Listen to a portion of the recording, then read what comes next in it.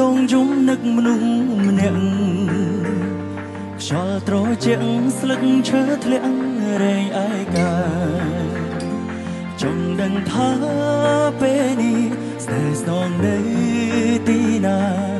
តើជីវ៉ាសុខសប្បាយឬអត់ស្ដាយក្រោយណាស់មិនគួរណាយើងបែកគ្នាស្រឡាញ់គ្នាតែចិនយើងខ្លាំងរៀងខ្លួនคงមិនខ្ចីសុំទោមិនចេញត្រឬលួងភ្ញាក់ខ្លួននៅពេលនេះហួអងហើយទល់ពេលនេះមានអ្នកថ្មីឬនៅតើពេលបើចង់ត្រូវគ្នាវិញដែរទេបើអូនមិនមានអ្នកណាវិលវិញមកមាសមេយើងអន់អោនឲ្យគ្នាទៅវិញទៅមកទល់ពេលនេះមានអ្នកថ្មីឬនៅតើពេលបើចង់ត្រូវគ្នាវិញដែរទេបងចង់ខ្លាំងណាស់ក៏លយ៉ាចង់រស់ក្បែរមាសមេ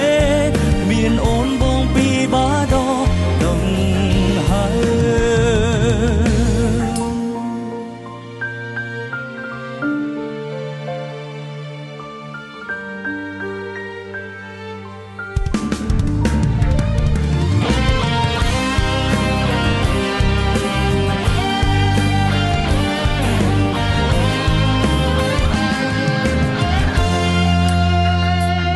យក្រោយណាស់មិនគួរណា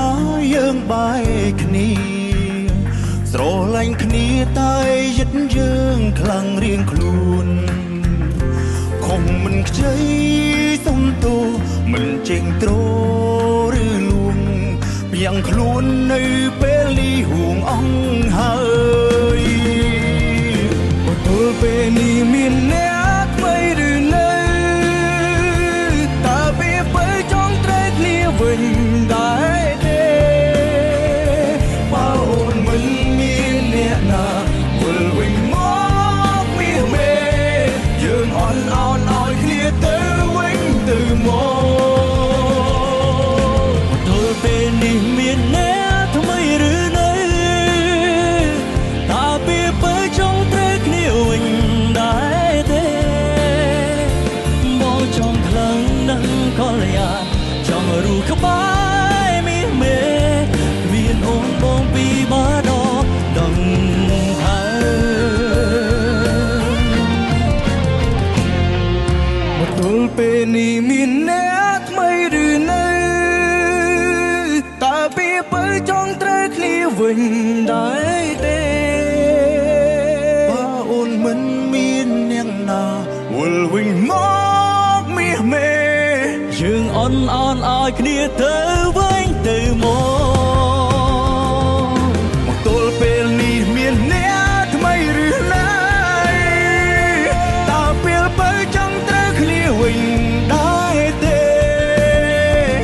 បងចង់ខ្លាំងណាស់ក៏យ៉ាងចង់រស់ក្បែរមាសមេមានអូនបងពីបាដដឹងហើយមានអូនបងពីបាដឹងហើយ